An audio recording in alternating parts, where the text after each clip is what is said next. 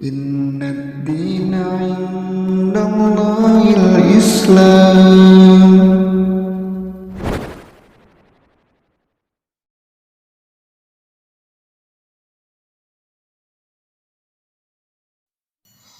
Saudaraku seiman, rahimani wa rahimakumullah, terdapat banyak dalil yang menegaskan bahwa Allah Subhanahu wa taala akan membela kehormatan nabinya.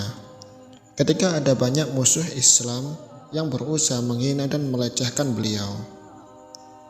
Allah Subhanahu wa taala berfirman, Innal ladzina yu'dzunallaha wa rasulahu la'anahumullahu fid dunya wal akhirati wa a'adda lahum 'adzaban muhina. Sesungguhnya orang-orang yang menyakiti Allah dan Rasul-Nya, Allah akan melaknatinya di dunia dan di akhirat, dan menyediakan baginya siksa yang menghinakan. Allah juga berfirman, Innal ladzina yuhaddunallaha wa rasulahu ulaika fil adzallin. Sesungguhnya orang-orang yang menentang Allah dan Rasul-Nya, mereka termasuk orang-orang yang sangat hina. Di akhir surat Al-Kautsar, Allah menegaskan, Inna syani'aka huwal abtar. Sesungguhnya setiap orang membencimu, dialah orang yang terputus dari segala bentuk kebaikan.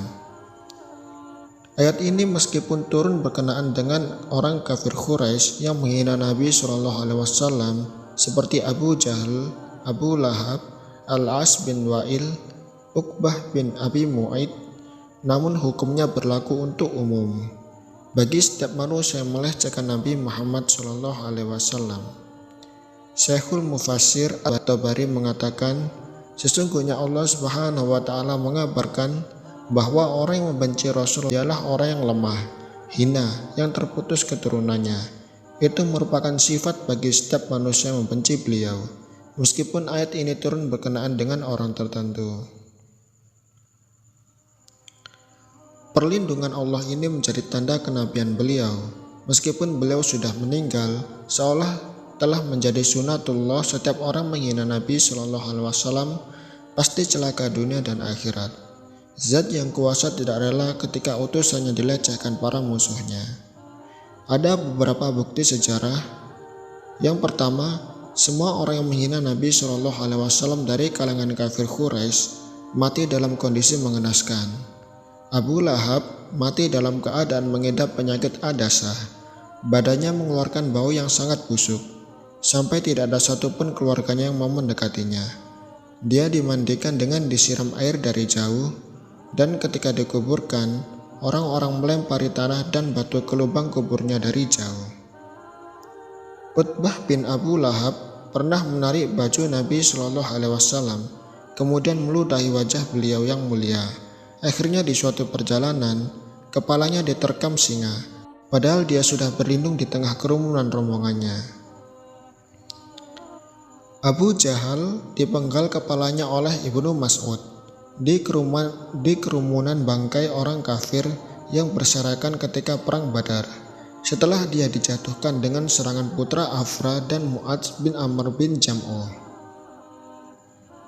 Kisah-kisah lain semacam ini banyak disebutkan di buku-buku sirah.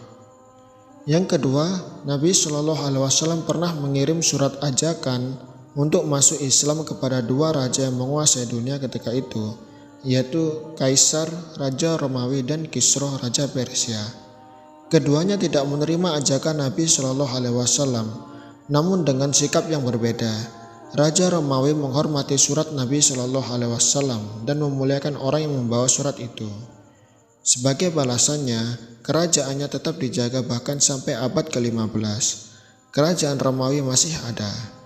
Berbeda dengan Raja Persia, dia merobek-robek surat Nabi SAW dan menghina Nabi SAW.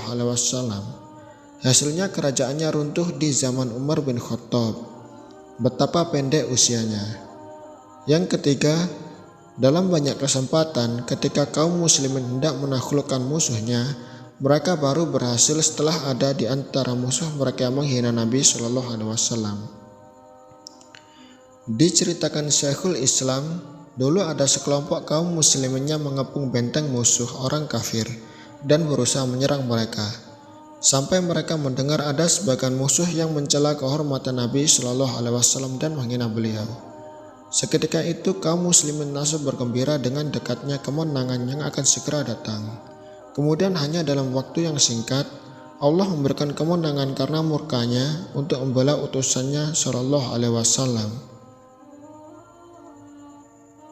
Saudaraku seiman rahimani wa rahimakumullah, janji ini tidak hanya Allah berikan untuk Nabi Muhammad SAW semata, bahkan Allah memberi janji ini untuk semua nabi dan rasul yang menjadi utusannya. Allah Subhanahu wa taala berfirman, "Walaqad istahzi'a bi rusulim min qablika fahaqa billadzina sakhiru minhum ma kanu bihi yastahzi'un."